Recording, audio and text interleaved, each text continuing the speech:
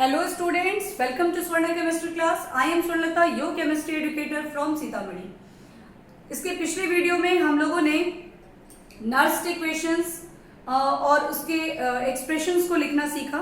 उस पर बेस्ट एक न्यूमेरिकल छोटी सी मैं कर रही हूँ. उसके बाद कुछ रिलेशंस को डिस्कस करने के बाद एक और वीडियो आपका आएगा जिसमें ये सारे न्यूमेरिकल वैल्यूज के न्यूमेरिकल्स डाले जाएंगे और आप उससे उसकी प्रैक्टिस करेंगे. ठीक है. एंड आफ्टर देन हम लोग electrolytic cell, product of electrolysis and Faraday's law of electrolysis को करेंगे. तो देखिए एक सिंपल सी न्यूमेरिकल हमारे पास है कि calculate the EMF of the cell या electrode potential of the cell at 298 kelvin. यानी you have to find E cell. ठीक है. तो ई सेल के लिए पहले तो आपको एक्सप्रेशन लिखना होगा और यहाँ सेल रिप्रेजेंटेशन दी हुई है. तो मैंने पिछली वीडियो में बताया था कि सेल रिप्रेजेंटेशन को पहले सेल रिएक्शन के फॉर्म में लिख लो, दैट बिकम मोर कन्वीनियंट. तो आपकी मिस्टेक नहीं होगी, है ना. रिप्रेजेंटेशन ऑफ नर्स्ट इक्वेशन में कोई मिस्टेक नहीं हो पाएगी. कैथोड की रिएक्शन क्या होगी यहाँ पर? Ag plus after gaining 1 electron produces Ag. तो ओवरऑल रिएक्शन के लिए 2 से हम इसको मल्टीप्लाई करेंगे, ये कैंसिल होगा and we get Cu plus 2Ag plus will produce Cu2 plus 2Ag. अगर आप ऐसे नहीं लिखते ना तो मे बी आप कोफिशिएंट को आइडेंटिफाई करने में थोड़ा गड़बड़ कर देते और आपका सेल रिएक्शन जो है वो गड़बड़ हो जाता. तो this become E standard cell minus, चूंकि 298 केल्विन मींस 25 डिग्री सेंटीग्रेड का ही करना है हमको. तो 0.0591 बाय कितने इलेक्ट्रॉन की चेंज हो रही है? 2 प्लस, यानी कि 2 log product ion concentration means Cu2 plus और reactant ion concentration means Ag plus और कोफिशिएंट 2 है, सो इट बिकम्स स्क्वायर.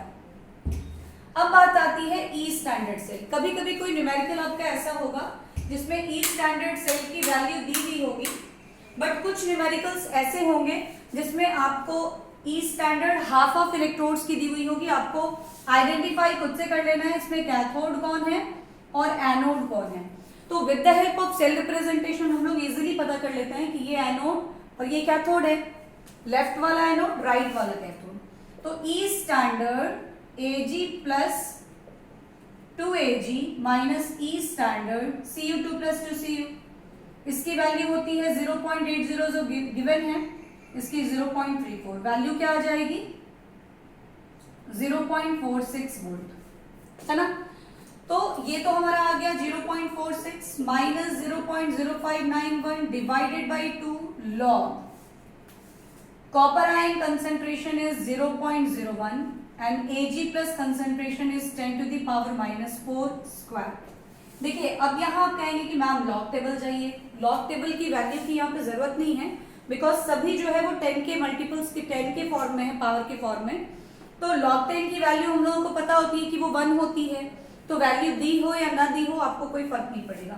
तो 0.0591 divided by 2 log 10 to the power minus 2 by 10 to the power minus 8. ये ऊपर जाके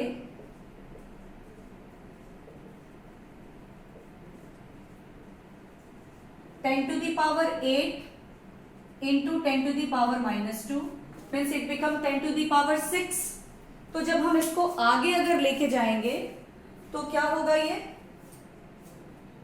0.46 minus 0.02955 log 10 to the power 6. तो log 10 to the power 6 means 6 log 10. So it becomes 0.46 minus 6 into 0.02955. ये 0.2955 2 से इसको divide करने के बाद आ गया. अब इसको आप मल्टीप्लाई करके इससे माइनस कीजिए. This is the answer. तो इस तरीके से हम लोग इजीली नर्स्ट इक्वेशन के न्यूमेरिकल्स को कर सकते हैं. बट सिर्फ एक एग्जांपल या एक न्यूमेरिकल से इसके सारे प्रॉब्लम सॉर्ट आउट नहीं हो सकते. दैट्स वाई हम लोग एक और वीडियो ही करेंगे ऑफ अबाउट 30 to 35 मिनट्स जिसमें हम लोग 5-6 न्यूमेरिकल्स को कर लेंगे and become more clear about the numerical regarding Nernst equation. तो चलो हम लोग एक नए टर्म को पढ़ते हैं, that is concentration cell. What is concentration cell? देखिए कंसंट्रेशन सेल क्या होता है ना कि it is a special type of cell in which electrode of the same metals are dipped in the same type of electrolyte with different concentrations separately. नहीं समझ में आई बात? यहां हम लोग क्या करते हैं कि हम लोग सेम मेटल के इलेक्ट्रोड्स को सेपरेटली दो सॉल्यूशन ऑफ इलेक्ट्रोलाइट्स में डालते हैं जो सॉल्यूशन सेम होती है बट कंसंट्रेशन उनका वेरिएबल होता है. सपोज कि अगर आप कॉपर को कॉपर आयन कॉपर सल्फेट में डाल रहे हैं और उसका कंसंट्रेशन C1 है, ठीक है, और अब दूसरा कंटेनर हम लोग ले रहे हैं जहां कैथोड ले रहे हैं और वहां पे भी कॉपर आयन ही डिपोजिट हो रहा है में ही कॉपर डिपोजिट हो रहा है बट उसका कंसंट्रेशन क्या है C2. मीन्स जैसे ये हमारा सेल है, इसमें हम लोगों ने कॉपर को ही डीप किया कॉपर सल्फेट में और इसमें भी हम लोगों ने कॉपर को ही डिपोजिट कर लिया कॉपर सल्फेट सॉल्यूशन से, ठीक है, बट यहां पे कंसंट्रेशन C1 लिया गया, यहां कंसंट्रेशन C2 लिया गया. ये सॉल्ट इस तरह का, यानी कंसंट्रेशन सेल क्या हुआ? A cell in which electrodes of same metals are dipped in solution of electrolyte of different concentration separately are called concentration cell. ठीक है, तो इस केस में हम लोग कैसे लिखेंगे इक्वेशन को? तो इस केस में हम लोग नर्स इक्वेशन को कैसे लिखेंगे? तो ये होगा E cell is equals to E standard cell minus 2.303 RT by NF log product ion. तो जब आप रिएक्शन लिखोगे तो ये क्या आएगा? Cu2 plus of C1 concentration और Cu2 प्लस यहाँ पे C2 कंसेंट्रेशन का होगा विच प्रोड्यूस Cu. ठीक है ना? तो product ion concentration mean C1 divided by C2 आएगा हमारा. Product ion concentration divided by reactant ion concentration. ये वैल्यू तो जीरो होगी क्योंकि इलेक्ट्रोड तो हमारा सेम ही है ना. तो ई स्टैंडर्ड कॉपर की वैल्यू सेम मतलब माइनस करके ये वैल्यू हो गई जीरो, यानी minus 2.303 RT by NF log C1 by C2. तो अगर हम ये माइनस टर्म हटा दें so the equation become log C2 upon C1. ठीक है, तो इस तरीके से ये हमारा कंसंट्रेशन सेल का कॉन्सेप्ट हुआ. यानी जब हम लोग सेम मेटल के इलेक्ट्रोड को दो डिफरेंट इलेक्ट्रोलाइट में डालते हैं of same type but different concentration separately, तो हम लोगों को जो सेल मिलता है that is called concentration cell. और उसका ई सेल कैसे निकालते हैं हम लोग? तो वो होता है 2.303 RT by NF log C2 always greater होना चाहिए C1 से.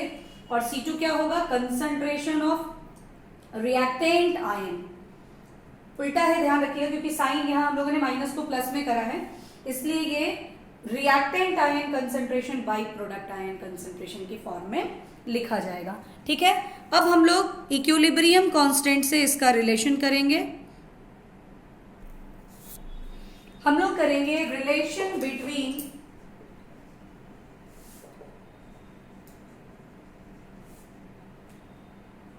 E standard cell and equilibrium constant. हम लोग सपोज कर लेते हैं कि हम अगर किसी सेल को ले रहे हैं which is in equilibrium. Suppose कि हम लोग डैनियल सेल इन इक्विलिब्रियम इसी को ले रहे हैं. Daniell cell in equilibrium state. तो हमारा एक्सप्रेशन क्या होगा, Zn plus Cu2 plus reversible arrow के साथ Zn2 प्लस Cu, है ना। तो जब कोई भी प्रोसेस इक्विलिब्रियम में होता है, और अगर इलेक्ट्रोकेमिकल सेल की बात करें हम, और वो अगर इक्विलिब्रियम में होता है, तो जो इलेक्ट्रोड पोटेंशियल होते हैं ना दोनों इलेक्ट्रोड के, उनकी वैल्यू सेम हो जाती है। तो जब हम ई सेल की बात करते हैं तो वो वैल्यू क्या होती है, 0। कब, एट इक्विलिब्रियम। ठीक है। हम लोगों ने आयनिक इक्विलिब्रियम 11th में पढ़ा था कि जब कोई प्रोसेस, इलेक्ट्रोकेमिकल प्रोसेस या कोई प्रोसेस इक्विलिब्रियम में होती है, तो एक कांस्टेंट टर्म से उसको रिप्रेजेंट करते हैं, that is called equilibrium constant. और वो क्या होता है, वो होता है product of the concentration of product, यानी जितने भी प्रोडक्ट्स हैं उनके कंसंट्रेशन का प्रोडक्ट, मतलब मल्टीप्लीकेशन, ठीक है, divided by product of the concentration of reactants, यानी जो रिएक्टेंट्स हैं उनके कंसंट्रेशन का मल्टीप्लीकेशन। ये जो स्क्वायर ब्रैकेट है ये मोलर कंसंट्रेशन, यानी कंसंट्रेशन को रिप्रेजेंट कर रहा है। ठीक है। अब ये प्योर सॉलिड, ये भी प्योर सॉलिड, इसकी वैल्यू तो 1 हो जाएगी। सो Kc क्या हो जाएगा आपका, Zn2 plus oblique Cu2 plus. अगर ये प्रोसेस इक्विलिब्रियम में नहीं होता तो हम नर्स्ट इक्वेशन कैसे लिखते हैं, हमारा नर्स्ट इक्वेशन होता E cell is equals to E standard cell. E standard cell क्या होता, E standard cathode means copper ion, copper electrode, minus E anode means zinc electrode. ठीक है, minus 2.303 RT by NF log product ion concentration means Zn2 plus ion by reactant ion concentration में Cu2 plus। At equilibrium जब हम इसी expression को डालेंगे तो क्या होगा, बोलिए, ई सेल की वैल्यू होगी 0, सो दिस बिकम 0, और Kc का एक्सप्रेशन क्या आया हमारा डैनियल सेल के लिए, when the Daniell cell is in equilibrium, concentration of zinc ion by concentration of copper ion. It means कि हम लोग लिख सकते हैं log Kc, सिंपल है। तो देयरफॉर हम लोगों को रिलेशन क्या मिल गया, ई स्टैंडर्ड सेल, इसको यही रहने देते हैं, इसको इधर अगर ले आते हैं तो पॉजिटिव हो जाएगा, 2.303 RT by NF log Kc। This is relation between standard electrode potential of the cell and equilibrium constant Kc। ठीक है। अगर इसी को हम लोग at 25 डिग्री सेंटीग्रेड लिखते हैं तो ये हो जाएगा E standard cell is equals to 0.0591 by N log Kc, या log K आप सिंपली लिख लो, उसको दिक्कत नहीं।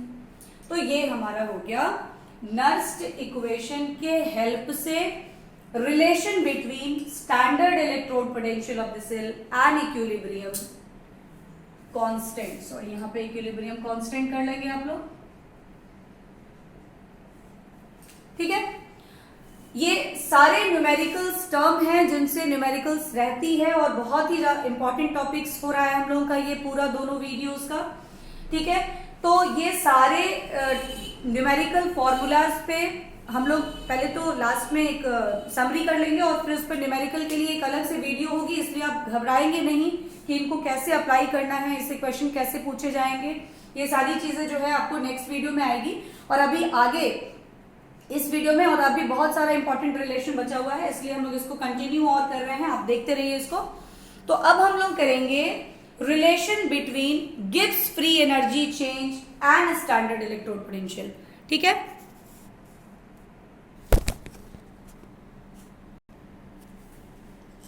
तो चलिए अभी हम लोग गिब्स फ्री एनर्जी चेंज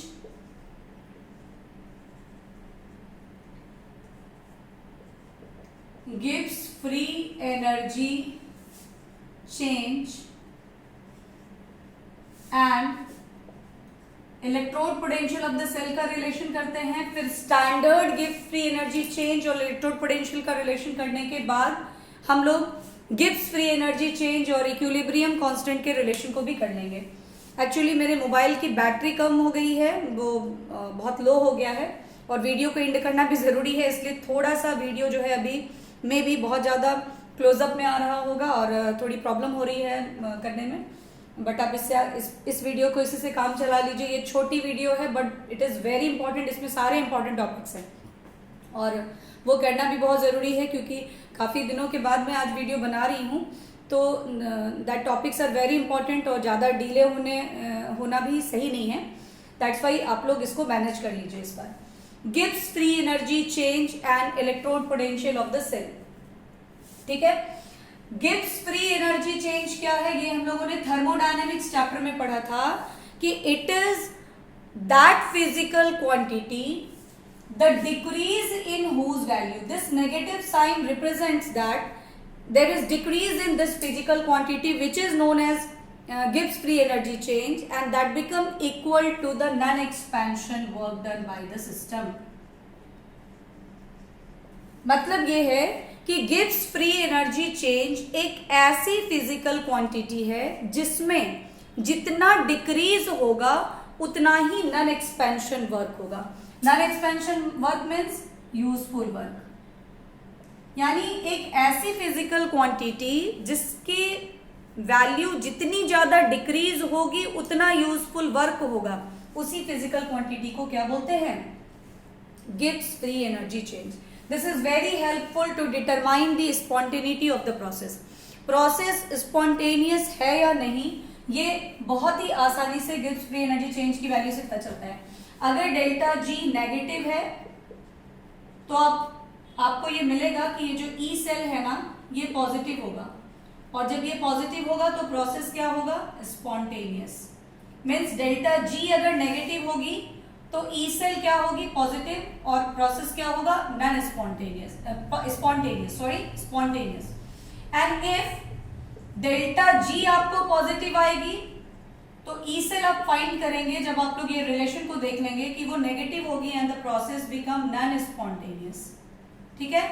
और जब डेल्टा जी आपको 0 होगा तो ई सेल भी 0 होगा and there is no any change.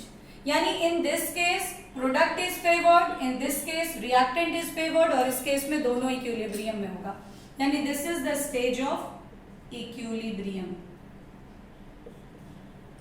ठीक है। इसको हम लोग लास्ट में एक बार फिर से कर लेंगे after knowing the relation between delta G and E cell, ठीक है। अभी इसको हम लोग रहने देते हैं। ये मैंने इसके इंपॉर्टेंस को बताया था कि हम लोग क्यों गिब्स फ्री एनर्जी चेंज की यहाँ पर स्टडी कर रहे हैं, तो ये तो Gibbs free energy change is that physical quantity the decrease in whose value is equal to the non expansion work means useful work. तो जब हम इलेक्ट्रोकेमिकल सेल की बात करेंगे, इन इलेक्ट्रोकेमिकल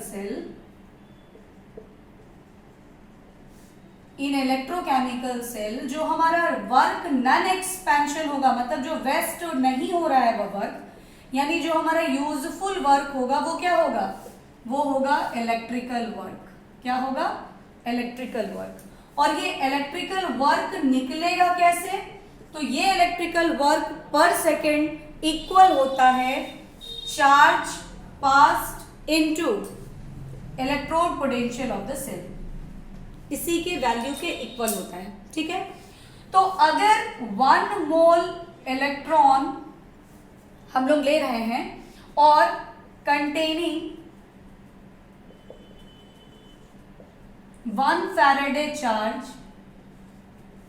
तो जो टोटल चार्ज हमारा आएगा, जैसे हम लोगों ने पढ़ा था कि Q is equals to NE होता है, number of electron into charge of 1 electron. यहां हम लोग बात करेंगे 1 मोल इलेक्ट्रॉन की, यानी यहां हमारा जो फॉर्मूला होगा Q is equals to NF, here N is the number of moles of electron and F is Faraday constant, यानी charge of 1 mole of electron, ठीक है ना। तो यानी हम लोग Q की जगह क्या यहां पुट करेंगे, NF, इंटू ई सेल। सबकी समझ में आ गई होगी बात। Q is equals to Ni हम लोग जनरली पढ़ते हैं, बट वो किसके लिए होता है, जब हम लोग 1 मोल इलेक्ट्रॉन कंसीडर नहीं करके 1 इलेक्ट्रॉन कंसीडर करते हैं उसके चार्ज को इनटू नंबर ऑफ इलेक्ट्रॉन। यहां हम लोग क्या कर रहे हैं, number of moles of electron and charge of 1 mole of the electron which is represented as Faraday's constant, और इसकी वैल्यू होती है 96500 कूलम। तो हमारा इलेक्ट्रिकल वर्क का फॉर्मूला क्या आ गया, NFE सेल। अब हम लोगों ने यहां देखा है कि minus delta G is equals to work non expansion यानी कि maximum work, and the maximum work in electrochemical cell is equals to electrical work, और ये क्या आ रहा है हमारा NFE cell. That's why delta G हमारा क्या हो जाएगा, माइनस NFE सेल। ठीक है। अब जब हम लोग स्टैंडर्ड स्टेट की बात करेंगे, एट स्टैंडर्ड स्टेट यानी कि 25 डिग्री सेंटीग्रेड पर इसकी बात करेंगे, तो हमारा डेल्टा G स्टैंडर्ड क्या हो जाएगा, माइनस NFE स्टैंडर्ड से। सबकी बात समझ में आ गई। तो what is relation between delta G standard and E standard, तो देखिए दोनों का रिलेशन है कि delta G standard is equals to minus NFE standard से। ठीक है। गिब्स फ्री एनर्जी चेंज क्या होती है आपको क्लियर हो गई। The physical quantity the decrease in whose value is equals to the non expansion यानी useful work done by the system, work done by the system है यहाँ पे। ठीक है। अब अगर हम इलेक्ट्रोकेमिकल सेल में बात करते हैं तो नॉन एक्सपेंशन वर्क यानी ये जो यूजफुल वर्क होता है या जो कह सकते हो मैक्सिमम वर्क होता है वो इलेक्ट्रिकल वर्क के इक्वल होता है। इलेक्ट्रिकल वर्क हम लोग कैसे डिटरमाइन करते हैं, तो the charge passed into electrode potential of the cell जो होता है वो इलेक्ट्रिकल वर्क देता है, और Q होता है Ne for 1 electronic charge for 1 mole of the electronic charge के लिए अगर हम Q को लिखते हैं तो this become NF where F is the Faraday constant जिसकी वैल्यू होती है 96500 कूलम। इस तरीके से हम लोगों को ये रिलेशन मिला। अब आप देखिए कि delta G is useful to determine the spontaneity of the process. तो जब ये स्पॉन्टेनिटी डिटरमाइन करने के लिए यूजफुल है तो हम लोगों को ये पता है कि डेल्टा G अगर नेगेटिव है तो हमारे पास रिलेशन क्या आया, delta G is equals to NFE cell negative में, यानी ये अगर नेगेटिव है तो ये पॉजिटिव होगा, और ये जब भी नेगेटिव तो प्रोसेस स्पॉन्टेनियस हो जाता है। ठीक है। और अगर ये पॉजिटिव और ये नेगेटिव तो प्रोसेस नॉन स्पॉन्टेनियस हो जाता है, और अगर ये जीरो तो ये भी जीरो, प्रोसेस इक्विलिब्रियम पे आ जाता है। ठीक है।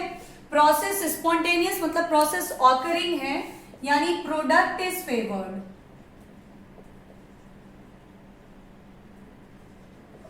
नॉन स्पॉन्टेनियस है मतलब प्रोडक्ट नहीं फॉर्म कर रहा है, उसका रिवर्स प्रोसेस हो रहा है यानी रिएक्टेंट इज फेवर्ड। और जब इक्विलिब्रियम पे है तो बोथ डायरेक्शन में किसी भी डायरेक्शन पे वो डायनेमिकली दोनों तरफ इक्वली ही कंसंट्रेशन शो करेगा। तो ये हमारा हो गया relation between Gibbs free energy change and electrode potential of the cell. अब अगर हम लोग गिब्स फ्री एनर्जी चेंज को इक्विलिब्रियम कांस्टेंट यानी K के साथ रिलेट करते हैं तो हमारा क्या रिलेशनशिप निकलता है हम लोग वो देखते हैं। तो यहाँ देखिए अभी तक हम लोगों ने 3-4 तरह की चीजें पढ़ी हैं, लास्ट में मैं उसकी समरी दे रही हूँ, इसलिए अभी आप लोग इसको लास्ट तक पूरा देखिए और अच्छे से देखिए। It is very very very important video, very very important topic of this chapter. ठीक है। तो अब आप देखिए हम लोगों ने देखा कि delta G standard become minus NFE standard cell from the above relation we have find, और उसके पहले हम लोगों ने ये डिटरमाइन किया था कि E standard cell in equilibrium state become equals to 2.303 RT by NF log Kc, this is equilibrium constant.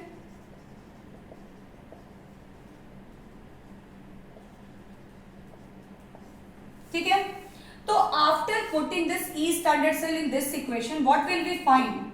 We find that 2.303 RT by NF log Kc. NF से NF कैंसिल होगा and we get delta G standard is equals to 2.303 negative में RT log Kc. So this is a new relation between Gibbs free energy change and equilibrium constant. तो देखिए 3 formula तो हमारे पास already यहाँ पे इसी lecture में यहाँ पे अभी इस लास्ट टॉपिक में ही आ गया. ये हो गया relation between delta G standard and E standard. इस पे अगर न्यूमेरिकल होगा तो आप ये फॉर्मूला यूज करेंगे. ये रिलेशन हो गया relation between E standard cell and equilibrium constant Kc. तो अगर ऐसा न्यूमेरिकल हो जिसमें ई स्टैंडर्ड सेल और इक्विलिब्रियम कांस्टेंट की बात आ रही हो तो हम ये फॉर्मूला यूज करेंगे. And this is relation between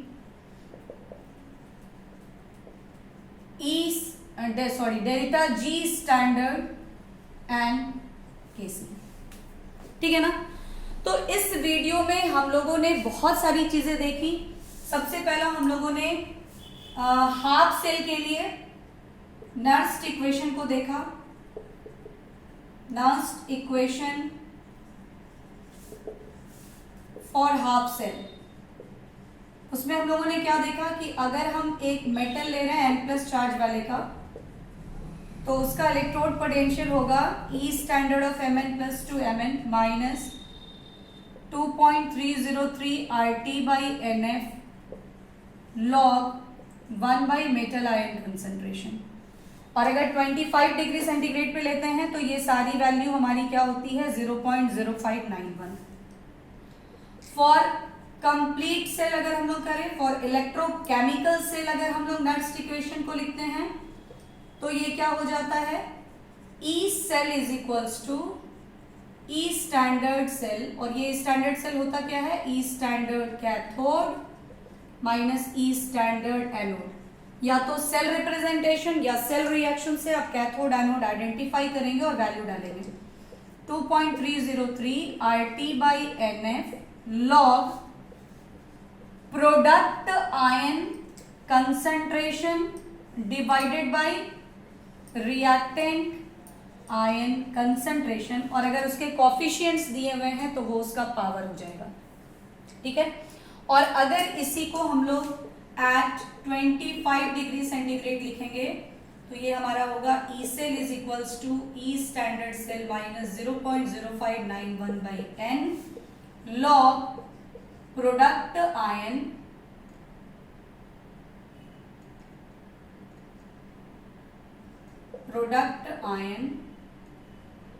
ऐसे शॉर्ट में लिख रहे हैं आप लोग समझ लीजिएगा. Product ion concentration by reactant ion concentration. अगर कोफिशिएंट है तो पावर में आप दे दोगे. ठीक है. तो इस 2 वीडियोस में यानी लास्ट प्रीवियस वीडियो और इस वीडियो में हम लोगों ने Nernst equation for half cell, Nernst equation for complete cell का डिराइवेशन यानी एप्लीकेशन ऑफ नर्स्ट इक्वेशन को किया. नेक्स्ट हम लोगों ने कंसंट्रेशन सेल के कॉन्सेप्ट को पढ़ा कि अगर सेम ही मेटल के इलेक्ट्रोड्स को 2 डिफरेंट कंसंट्रेशन ऑफ इलेक्ट्रोलाइट्स में डीप करते हैं तो वो सेल कंसंट्रेशन सेल कहलाता है. और वहां पर इलेक्ट्रोड पोटेंशियल कैसे डिटरमाइन करते हैं उसकी फॉर्मूला हम लोगों ने जानी. आफ्टर दैट हम लोगों ने इस नर्स्ट इक्वेशन को इक्विलिब्रियम प्रोसेस में अप्लाई किया और हम लोगों ने फाइंड किया कि जो ई स्टैंडर्ड सेल होता है in equilibrium stage become equals to 2.303 RT by NF log Kc. और जब हम इसको 25 डिग्री सेंटीग्रेड पर अप्लाई करते हैं तो it become E standard cell is equals to 0.0591 by N log Kc. फिर हम लोगों ने देखा गिब्स फ्री एनर्जी चेंज और ई स्टैंडर्ड सेल में क्या रिलेशन है. So we find delta G standard is equals to minus NF E standard cell. हम लोगों ने ये भी देखा कि अगर डेल्टा जी नेगेटिव है तो ई स्टैंडर्ड सेल पॉजिटिव होगा और जब ये नेगेटिव होता है और ये पॉजिटिव होता है तो प्रोसेस स्पॉन्टेनियस होती है. अगर ये